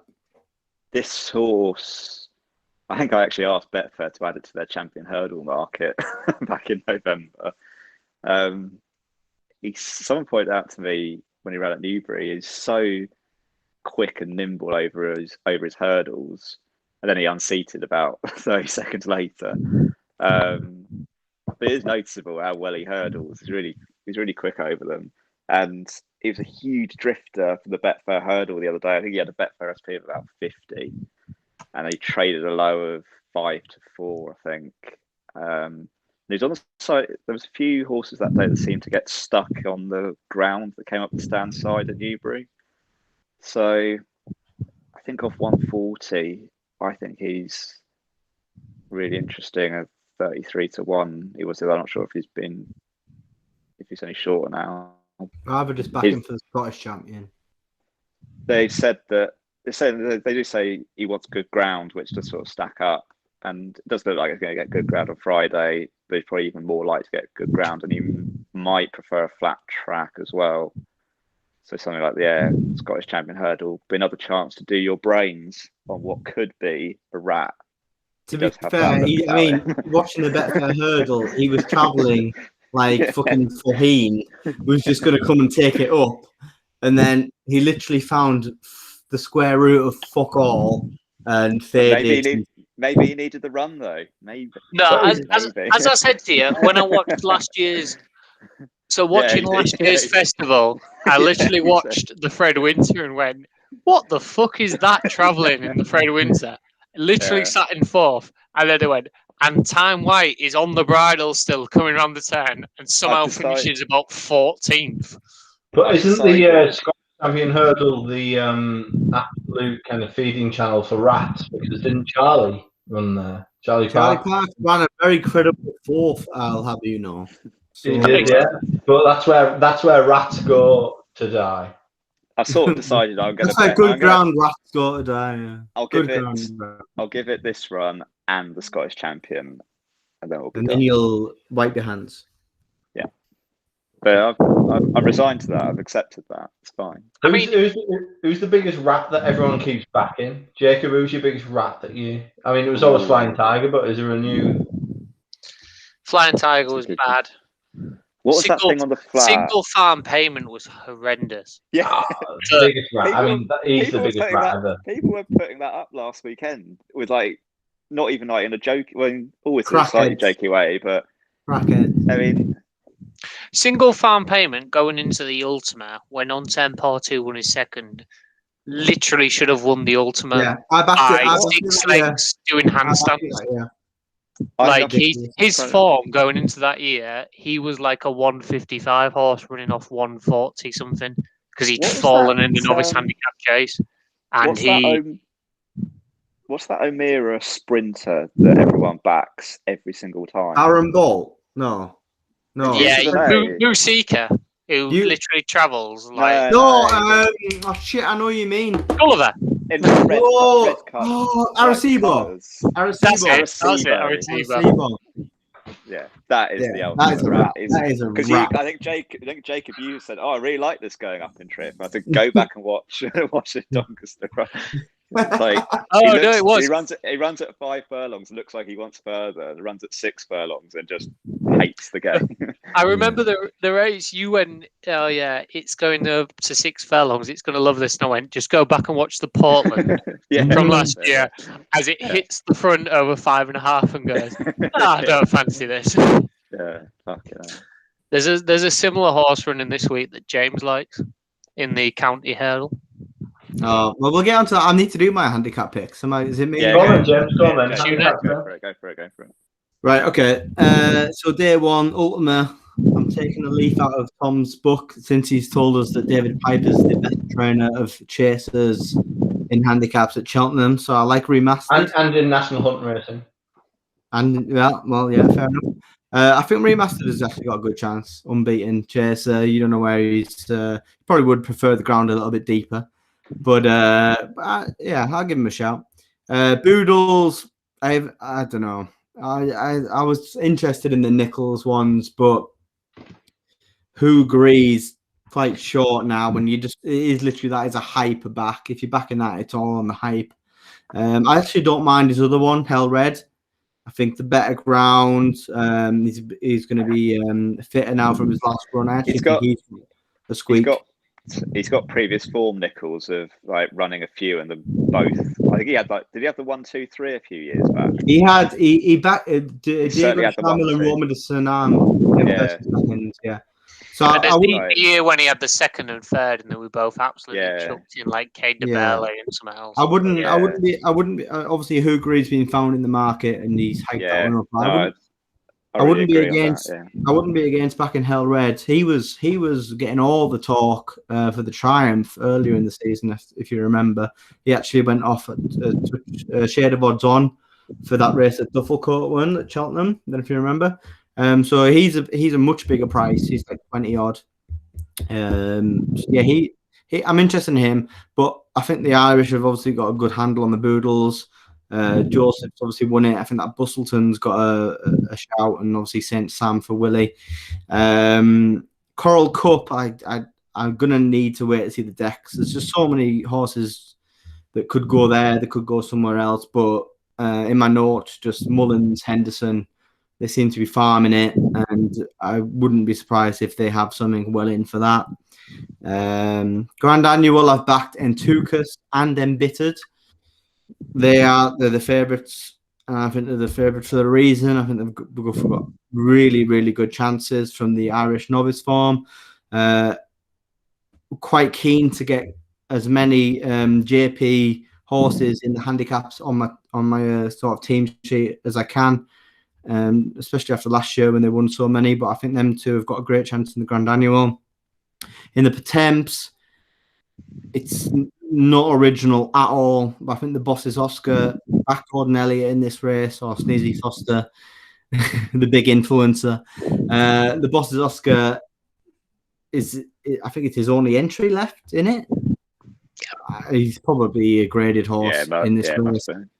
And if they put the £7 claim on that everyone's wanking off, I think he's gonna go very close. You got to remember they won this with Cider Bird 2 years running, Delta Work before that, and Cider Bird won it off top weight last year, so I'm not worried about top weight. In the play, I like two Jigginstown horses in Far Class and Assemble. And then in the Kimura, I like Hold the Note and Bob Marler. Bob Marler's been backed in a little bit. I backed him at 33. He's a little bit shorter now. He came third in it last year. And I just think they might have set him up for this. Warren Gertrix actually won it a couple of years ago. Hold the Note has good novice form. He's got decent Cheltenham form. Jacob thinks he's a bit of a rat. But he's a rat. Well, yeah, they might. He seems well handicapped enough, and they might change the headgear upon him. Then in the county on Friday, I backed Seal de Neige this morning. I think the better ground is really going to suit him. He was second in a Betfair hurdle on good ground to Pictori, who's 150 odd rated hurdler now. Obviously, just going to back all the Mullins novices in all of these handicaps anyway. I also back Ganapathy in case he comes here into the Supreme, but I will be backing every single Mullins novice in the handicaps. Same with the Martin Pipe Mullins novices. So that's what I'll be doing in the handicaps. James has literally mentioned 3 horses who do not like to win races. Well, you've all mentioned a few of them, so that's fine. The first one is Intukas, who hates to get his head in front. Well, that's probably by design. Look at the colours. I'm looking at the colours. He does not like getting his head in front. That's the colours. Don't be colourblind. The second one is Hold the Note. I can't remember. Hold the Note. A flat horse is getting way too much time on the Cheltenham Festival preview. Anyone that wants to see why we call them rats, if you see Hold the Note at Warwick last year against 2 for Gold. 2 for Gold is not a strong stayer at 3 miles. He literally is a 2 mile 5 horse. Go watch the Warwick Grade 2 race last year, and Hold the Note is a length and a half in front at the last, and literally goes, "Nah, I fancy none of this." Don't worry about it. Falls backwards, and Hold the Note literally tamely falls in. And the last one is Seal de Neige, who does the exact same thing, but in the Betfair hurdle last year, who manages to be a length up 100 yards from the line and somehow is beat fair. Yeah. All right. But listen, right. He was beaten by Pictori, who's what £11 higher now, at least 10. Who also really appreciated the better ground that day. If Pictori's not in that race, he wins. And he goes up fucking £8. And also, you got to remember, Seal de Neige went off this 6-1 second favourite, I think, for this race last year. He's 20-1. It's a price play, right? James, 20-1. He wouldn't have won if Pictori was there. He managed to get done by 2 horses. Regardless, rivals beaten though. If he places at 20-1, I'm happy. Do you know what I mean? Seal de Neige may finish in the top 6. But he will. Jacob, he's 20-1. There is zero chance of him winning. He will not hit the front. The county. Listen. The county doesn't look that great a race this year. It really doesn't. It does not matter. This horse does not want to be in front. It's an actual thing, and he will not be in the front at the line. He doesn't need to. I've backed him each way. He's 20-1. If he comes second, I'm happy. He can come second, third, fourth, or fifth. Well, that's fine. He won't win. Right, I'm you bored might as well back into place. I'm bored about him. Nick, have you done handicaps? Yeah, we did that. We've asked We him. talked about time. Wait, 20 Get with the minutes. time, you dick cheese. I went to get more beers, so then we're done. Are we done? No, we need to talk about No. novices. Novice Novices. races. Novice Oh, races. Jesus. What about your handicap shouts, Tom? Just every Yeah, go on, pint Tom. of John Handicap Joe. shout. I don't have to because I don't. I used to pretend Yeah, that just I like- then would yeah. go through the form, but I don't need to. So I just back all Irish horses, all Mullins horses, all. Right. Well, we'll talk about the Will novice. ride, We'll I'm talk fine, about the man. novice. We'll talk about the novice hurdlers then, because they're more interesting. Go on then, just novices. Give us some picks for novices. So and do it fast. Chill out. Novice hurdle. Nick, you start because you've got quite a strong angle on one in the Ballymore. Yeah, this is the one I was sort of alluding to earlier, where somebody put up a time that came out really strong in comparison to another race, and I still don't think so. I've heard him being sort of bad now. Well, not bad now a bit, but probably not getting the credit he deserves. And I rake. So there's been the last 5 years. There's been two standout novice hurdle performances. One was Sam Crow. The top one is Envoy Allen. And slotting alongside those is now Brave Man's Game. And everyone's reading out. I think the reason he's the outsider of the three in the Ballymore at the moment is everyone's scarred from Denman still. And Nichols is making that comparison and the shallow hurdle stat. I couldn't really give a shit about that, to be honest. I think this is an absolute weapon of a thing. The only thing I hate about it are the owners, and just absolutely, as connections go, John Dance and the Drews, it's about as rancid a set of connections as you could possibly get, isn't it? I mean, that'll be the only redeeming feature is I'll do my brains on the race, but at least they won't win. So it does sort of balance out. Yes. Yeah. You don't get this on the final furlong. You just get jerk off. Yeah. They must know. They must know they're absolute horrendous people. They must know that. But yeah, I mean, this is an absolute machine. I think this is the Supreme's terrible. The Albert Bartlett's even worse. This is a proper race, but I think he is a proper horse, and I think he wins. It's the only meaningful bet I've had all Cheltenham. Great, that's great. The other two are laughing so much, I'm going to have to take charge. I agree with the Ballymore. I actually really like Brave Man's Game as well.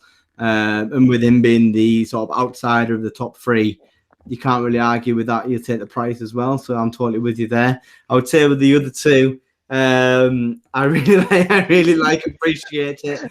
He's the favourite, but everyone seems to be trying to take him on, but they're trying to take him on with horse shit, basically. I think he's by far the best horse in the race, and I think he'll win comfortably.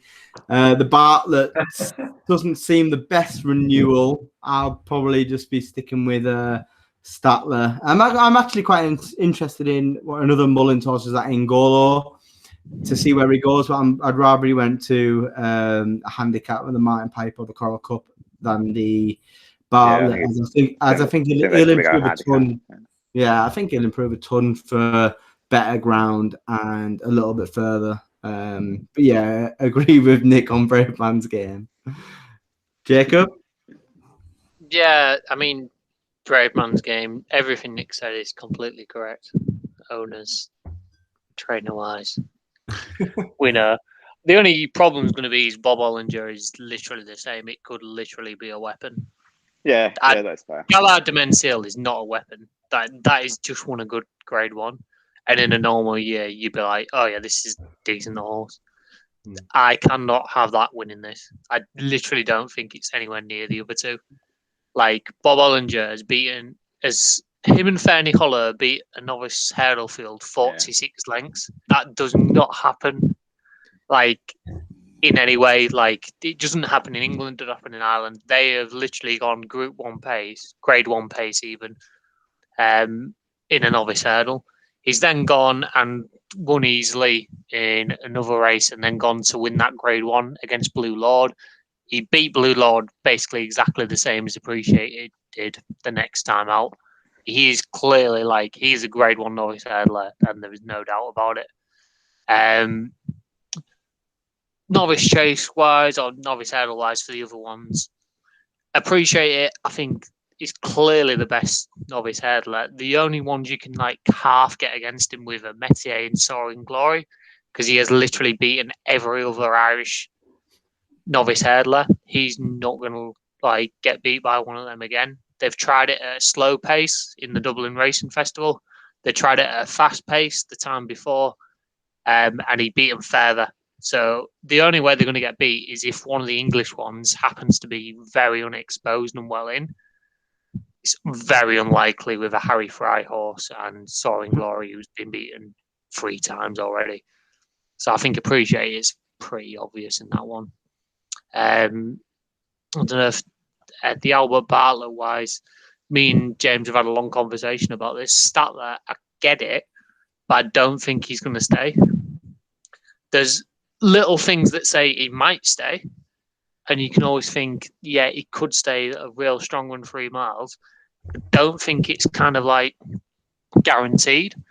Whereas the Foster horse Toriograph really is a guaranteed stayer over 3 miles, has beaten a horse who's won twice since the first time, and then went to Fairless and won a really strong race against the Mullins horse, who went and finished, I think he was 3rd next time out.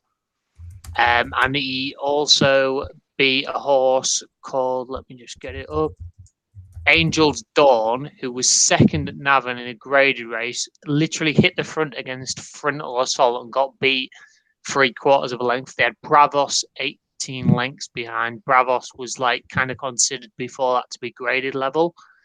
Behind them, they had Fighter Allen, who started odds on favourite. He then started favourite for another graded race at Fairless. He was in front, kind of like coming to the second last, and then got tired again over 2 miles 5 on heavy. He's kind of another one where he looks to need about 2 miles 4, but he is clearly a good yardstick, and this Toriograph absolutely destroyed them over 3 miles. I think he's literally just a really strong stayer. He looks like he's going to be a 3 mile to 3 mile 4, 3-5 horse. The horse he beat first time was Velvet Elvis. He won twice afterwards, including under a penalty at Fairless, and then finished 3rd in another novice hurdle, giving weight to Ragnar Lodbrok and Gaz Deshoy. They're both previous winners, and he is literally going to be, he is a strong stayer and a good horse, and he will go very close in the Albert Bartlett. Thanks, Jay. What was that again? I switched off during that. What horse was that? Fucking hell, I have no idea. I just asked Toriograph. Toriograph, right. All right, I asked you for a tip. So Toriograph in what race? Well, I think we're all in agreement with the novice chasers, though, aren't we? Shishkin, Monkfish, and Emerald, and all just win. Yeah. Yeah. Yeah. No. Which one?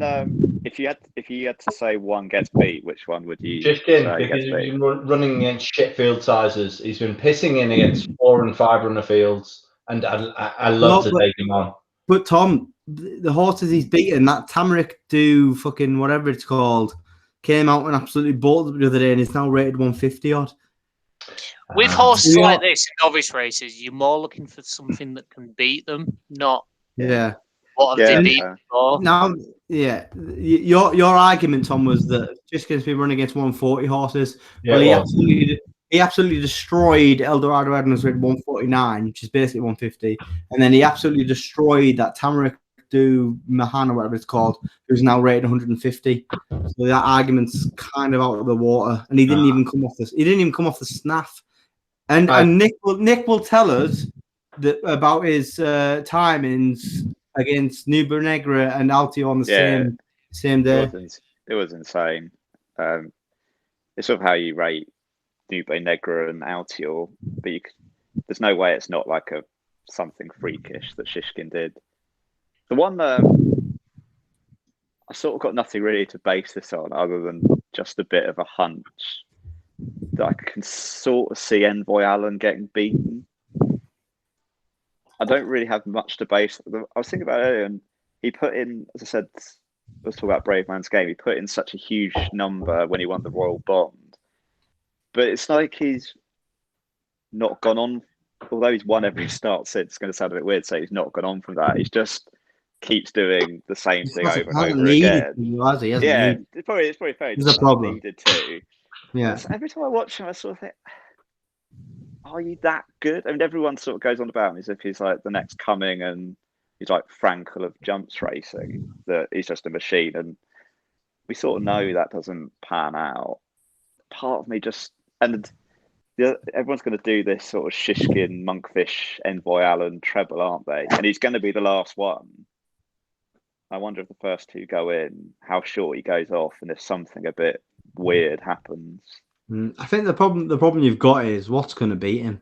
Do you know what I mean? Yeah. The only one that I can see beating him is the handicapper from Ireland, and it doesn't make sense. There is one in there who, much as I love a bad each way bet, and you can bet it first 3 each way, he's absolutely not an each way bet because he either wins or is pulled up, and that is Fusel Raffles. That's awful. The dog's barking at that one. The dog has just barked. That is a sign. He's a dog. It's sort of like there is a few in there who are just there's quite. The other one who's half interesting is Black Bow, who was second to or his third, I think, to a Nurki, but now goes up in trip for the first time. He was a bit of a weapon as a bumper horse. I think he was with 40s. So if you wanted to back a Mullins outsider, he might be something to look at. And then you've got so there is the change of stable thing. You can't argue that that's a positive for Envoy Allen, for all that it may not be a negative. I don't know. It's just the one that I just in the back of my mind. Every time I've watched him, I thought, "Are you that great over fences?" Everyone just sort of it's like automatic praise he seems to get every time. He gets Sam Crow praise, doesn't he? You kind of like Well, look how that went in the end. The problem with Envoy Allen is that race is utter shite. Like unless you will really think Shamblou getting beat by Sporting John is good form. That is garbage. Like I was going to do the each way double of Shamblou and Sporting John. But it's not good, is it? It's bad. I sort of get what you mean. He's probably going to. I think what's he going to have to be? It's going to be like Chantry House, Chatham Street Lad, Fusel Raffles, Shamblou, Black Bow, maybe. That's about it. Isn't it? Everything else doesn't run. The only one I could see winning is the big breakaway beating Monkfish, but you would need to literally think that the big breakaway has improved a stone since last year. Yeah, or randomness. Let's be honest. Horses running in a circle around the field is there is a significant amount of randomness that can happen. So everyone every year says like, the bankers are all really solid. And the fact is, the bankers aren't really solid. Last year there was six odds on shots at Cheltenham and 5 lost. Only 1 won.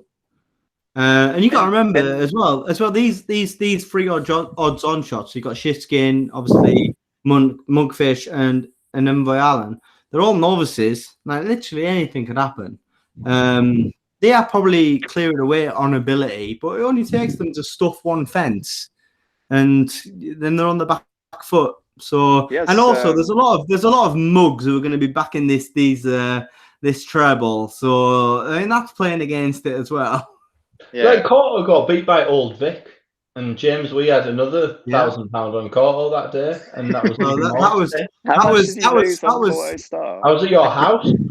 No, that was when you got me into horse racing, and you were like, "This horse is amazing," and I was like, "Oh, I can't wait to go and watch it." And then you got beat by Old Vic, and I was like, "Oh."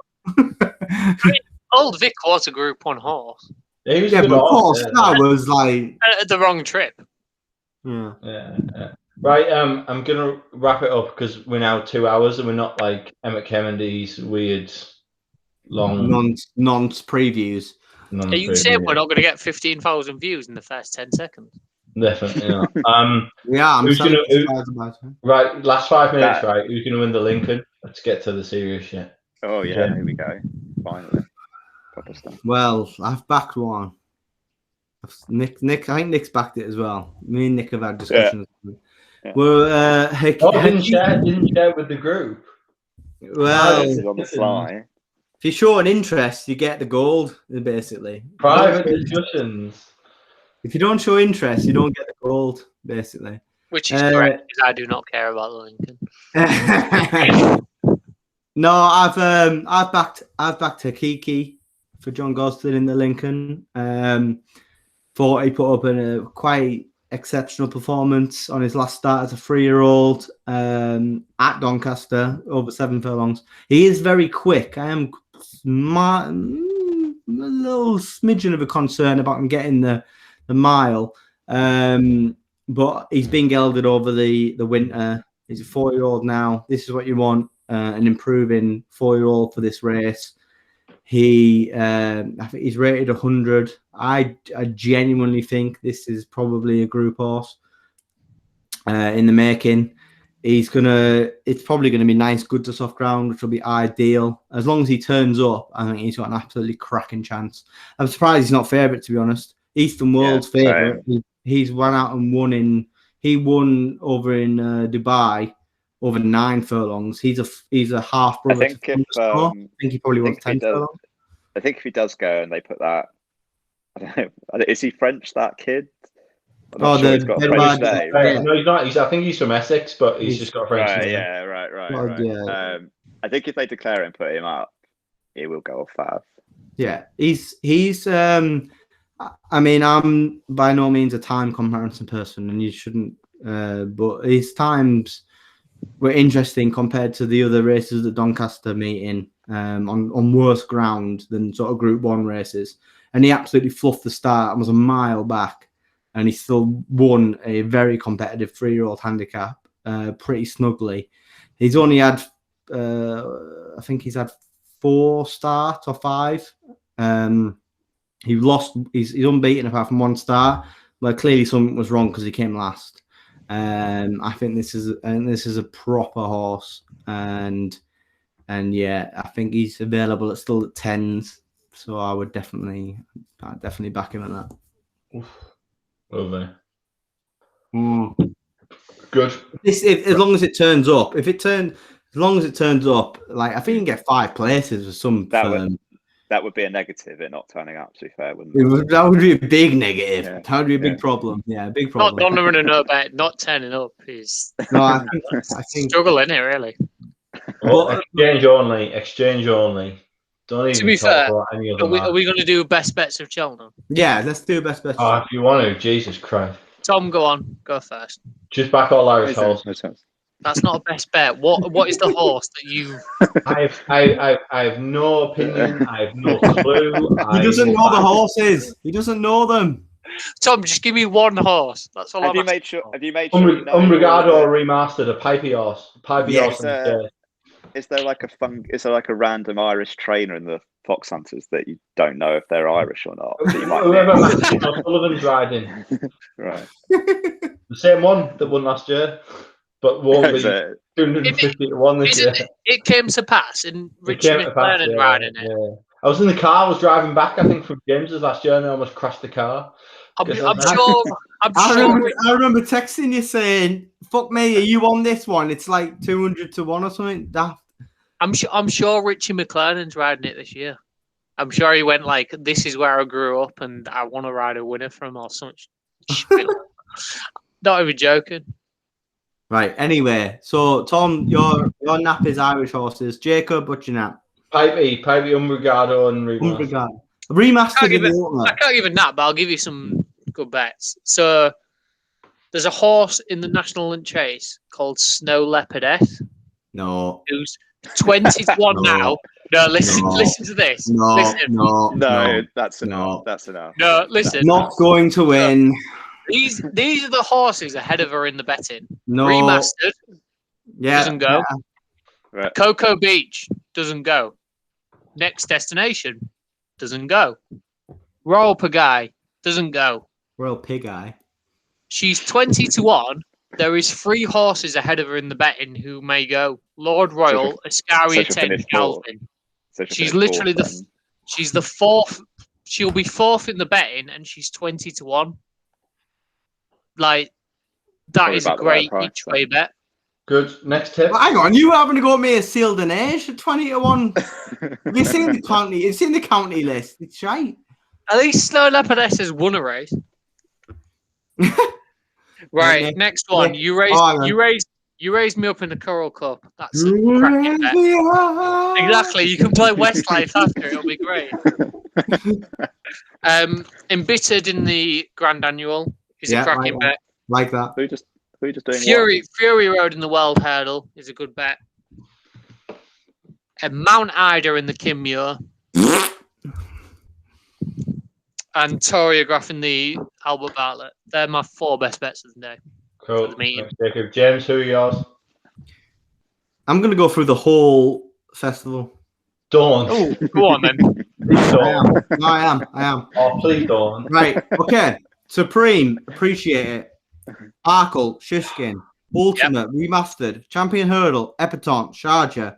Mare's Hurdle. Concertista. Boodles. Undecided. National Hunt Chase. Undecided trend by. yeah. Not sure about that one. National Hunt Chase. Galvin. Not Royal Pig Eye. Ballymore. Brave Man's Game. Brown Advisory. Monkfish. Coral Cup. Whatever Mullins or Henderson train. Queen Mum. Chacon. Possoir. Cross Country. Probably Easy's Land. Grand Annual. Entucas and Embittered. Bumper, Mullins. Whatever Mullins. Marsh, Environment, Patomps. The Boss is Oscar. Ryanair, Mint. Stairs, Beacon Edge. The Plate, Farclass, and Assemble. Mare's Novice, Back All the Mullins. Kim Muir, Hold the Note, and Bob Marler. Triumph, Zanahir. We didn't talk about the Triumph. Probably should have. That's what I meant. Triumph, Zanahir, County, Sealed and Edge, Ganapathy, or any other Mullins novice. Albert Bartlett, Statler, Gold Cup, Aplutard, Frodon, Hunter's Chase, no one gives a fuck. Mare's Chase, Ellie May, Martin Pipe, whatever Mullins novice runs. And that's all I need to know. Elliott and Martin Pipe, you were wrong there. I think Mullins will have it this year. Okay, Nick. Please don't do every single thing. Please don't do 28 bets. Mate, I did 28 quicker than you did fucking 2.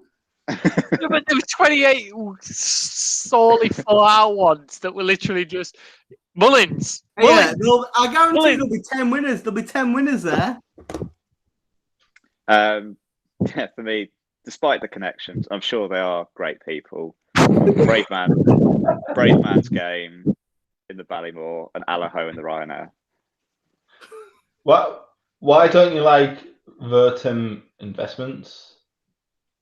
Nothing personal against them.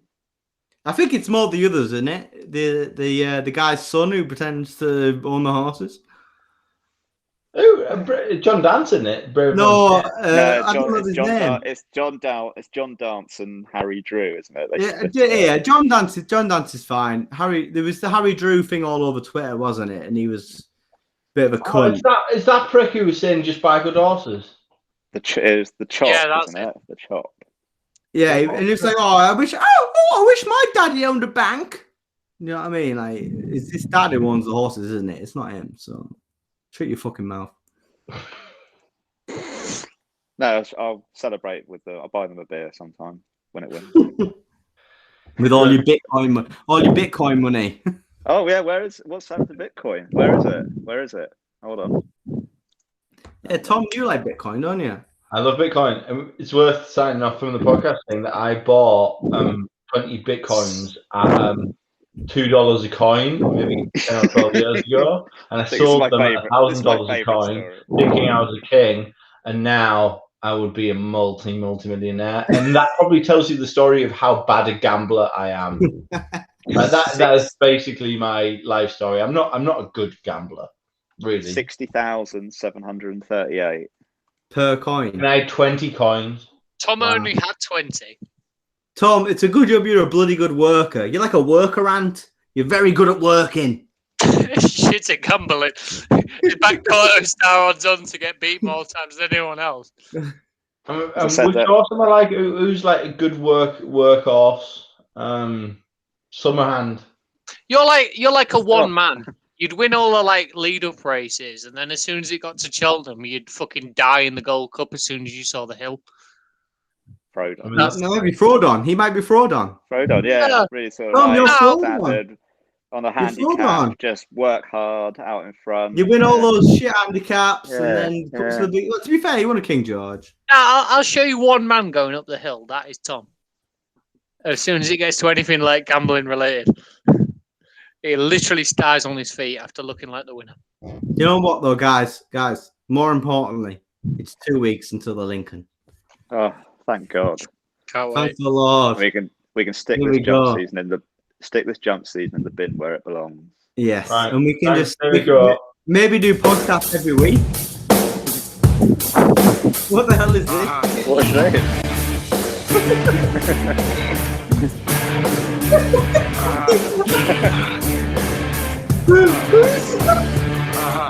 What is it?